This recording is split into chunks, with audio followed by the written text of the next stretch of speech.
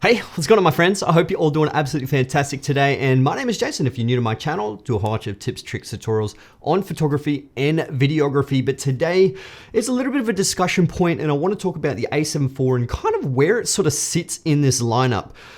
Because obviously I've got the FX6, I've got the A7 III, I've got the A7 IV, I've owned the A7S III, and I've obviously used the FX3 as well. And I want to talk to a couple of other creators on their opinions on the A7 IV, and they've also got the A7S III and the FX3, and just kind of, I suppose, using it in a professional sense, because a lot of people are getting this and they're not exactly, professionals working for money. This is their full-time sort of thing, and content creation, videography, cinematography is my full-time gig. This is what I do for a living, and cameras have to work as they're supposed to work, But there are a few caveats with a lot of cameras these days.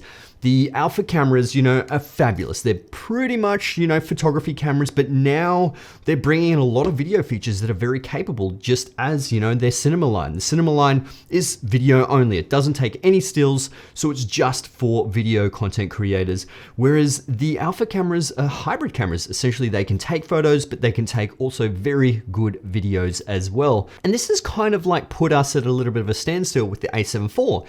It's a jack of all trades, but a master of none. Essentially, it does photo very well, it does video very well, but not as good as, the FX6 or the A7S III, or the A1 or the A7R series in terms of photography. But if you get it for photography or videography, you're still gonna get an amazing camera. Now, my opinions with that downsample footage is, I love it. It is one of the best cameras I've used in terms of just overall clarity. So it's not digital sharpness, because it is a 7K sensor downsampled to 4K. So you're actually getting really good resolution from that sensor, and just the clarity and I suppose quality of image is phenomenal. That you can retain a lot of the highlights and bring up the shadows and not have too much grain, because it's got great dynamic range. And that 7K downsampled sensor helps with that dynamic range and the noise performance as well.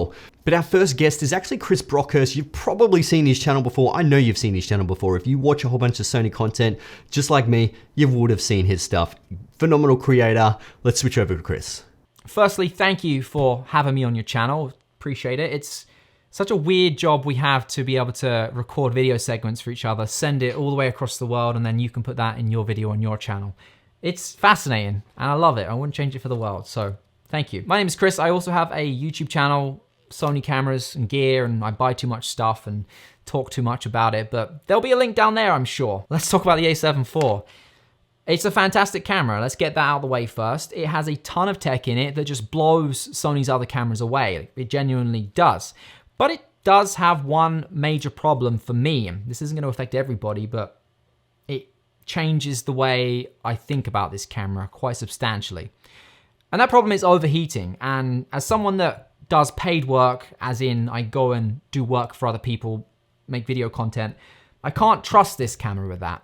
I don't pick it up for that kind of work. I have the A7S III, I have the FX3, and I have the A7 IV. And if I'm doing a client job that's video related, I take the FX3, I take the A7S III, because I cannot trust this. If this overheats me on a job, that jeopardizes that client's work. That's a problem for me. And so it will never be a camera I can rely on professionally, as much as I'd love to, because it has some fantastic tech in it, like the focus breathing compensation. I would love for that to be on the A7S III and the FX3, but it's not. So yeah, it's a shame, but it is what it is. It's not going to affect everybody. That's just my experiences and my opinions. So that is very interesting that he said that it's not really reliable. And that's one of the biggest reasons why I invested in the FX6 and the cinema line, because I bought this because I knew that the FX6 would be reliable. It would do exactly what I needed to do. If I'm filming a conference, it's not going to shut down on me. It's got internal fan, it's got a bigger battery, it's got XLR inputs, SDI outputs, time code in and out. So if I do have a soundie coming on set, which I have a few times, he's plugged his tentacle into the timecode reader and synced that timecode, which is a great feature to have in the cinema bodies. But essentially, that's what Sony has designed this camera for, to shine in those particular situations when it comes to professional video work. And if you are like a professional photographer, there should be zero issues with the A7 IV. It's a phenomenal 33 megapixel. It's got fast autofocus, face tracking, eye tracking, birds, objects, phenomenal. It's a great autofocus system. It's got focus breathing compensation. It's got focus mapping, which I absolutely love, and I've done a whole bunch of other videos about that one. And it's just a really good overall hybrid camera. But that overheating issue can be a bit of a problem for some people, and we're going to be switching over to Josh. You might have seen some of his stuff if you've watched a lot of A7 IV content. He's got a very, very good channel. He actually has a farming channel that he's got like almost 200,000 subscribers on, because essentially that's his profession. But we're going to be talking to him about his experience with the A7 IV as well. Hey Jason, I picked up the A7 IV right when it came out at the end of December, so about 2.5 months ago, and I've been trying to use it as much as possible, and I really like this camera. I know the two of us have been chatting a lot offline about how much we enjoy this camera, but I want to share with your audience some of my experiences so far. And to understand how I use this camera, I just want to let you know I make a lot of YouTube videos, and I also have some client work. And when I originally bought this camera, the idea was for it to be a B camera or maybe a C camera to the FX3, and that's my main camera, the FX3. Now I've shot on that and the A7S III a lot. I've also shot on a lot of Canon cameras, so I have a lot of things to compare this with. But what I realized the more I shot on this camera as I was creating content with it, both about the camera and for my other channel, is that I fell in love with the image quality. And that was one of the biggest things that draws me to using this camera and picking this camera up over the FX3 most of the time, is the image quality. That 7K oversampled image provides a really detailed and sharp picture, which I absolutely love. I think the colors and the dynamic range are slightly better than the FX3, very slightly. I think the autofocus is better. And one of the biggest features I absolutely love is the focus breathing compensation. All that together makes me want to reach for the A7 IV more often. Now, my biggest concern about the A7 IV is the reliability and the overheating. And this has been a concern of mine even when the camera was first announced, because even before it came out, because I previously owned the Canon R5, and I understand that oversampled cameras make a lot of heat and can cause the camera to overheat. So I was really concerned about that. So when I first got the camera, I ran a bunch of tests and published that on YouTube. And the only thing I could really get it to overheat in was 4K 60. So I have the auto temp set to high, I have the screen out, all the stuff you're supposed to do, and that's what happened. So to me, it wasn't a big deal, because if I'm using 4K 60, it's for short periods of time. Now, recently I had 2 instances where I got the camera to overheat, and I want to share that with you guys because I've been hearing a lot of reports of overheating in very sporadic situations. So the first example, I was shooting 4K 24. It took about an hour and a half to overheat, and I was in XAVC S 4K, and I had a monitor plugged in and the power is being delivered by USB-C. I figured maybe it was the USB-C power that was causing it to add extra heat to the system. So the next time I used a dummy battery plugged into mains, and the same thing happened in roughly the same amount of time. So I, of course, got frustrated, but then I ran a bunch of tests because I wanted to reproduce the results so I could understand what the problem was, and I couldn't get it to overheat again. So the last test I did was with the same exact setup. It ran for over 4 hours. So I'm at a loss with the overheating and the reliability. Everything I've heard, it's just like random things and random times. I know, Jason, you've had no problem with it in the summer. We're coming out of winter here, so it's not even that hot outside. I can test it, but in normal testing outside and shooting, I haven't had any problems. But once a camera overheats, you just have that question, like, is this reliable? But overall, image quality is fantastic, and I would take this over the FX3 any day in terms of the picture. So hopefully this is helpful for you. Thanks again. Back to you. Now, everyone's talking about this overheating, and yeah, the downsampled 7K to 4K is going to overheat the camera. That's a lot of processing in such a small mirrorless body. The Canon R5 overheated and blew up the internet because, it's a stills camera that had very high video capabilities. But if you are a hybrid shooter, this is probably where you might have to consider the A7S III or the FX3.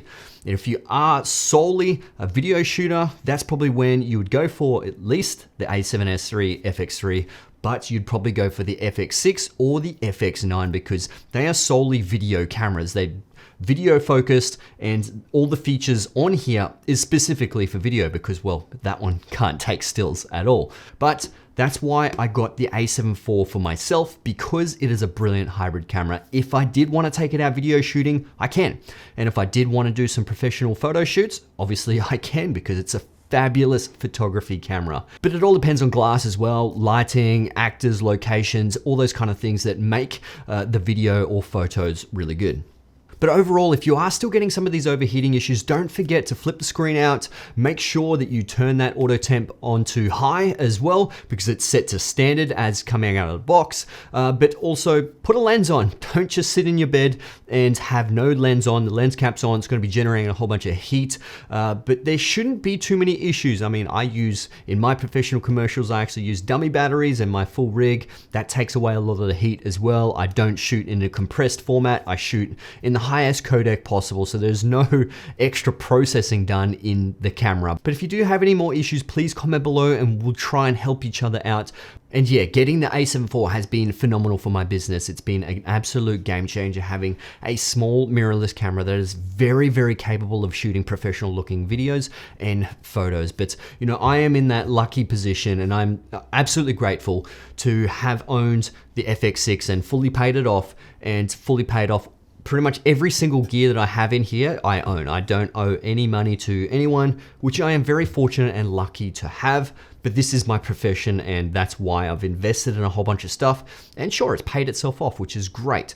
But some of you guys might not be in that position, and a bit scary if, you know, the A7 IV doesn't perform how you want it to perform. But you just have to remember, are you a photographer? Are you a videographer? Can you deal with 12 megapixel stills with the A7S III or the FX3? Or do you need those really high resolution stills? Can you get away with the A7 IV and the A7 III?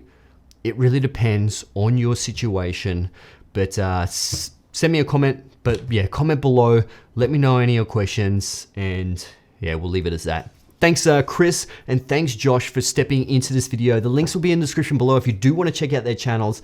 Amazing content, you will love it, trust me. Subscribe to them, say good day, say you're from Jason's channel, but I'll see you guys in the next one. All right, let's get it.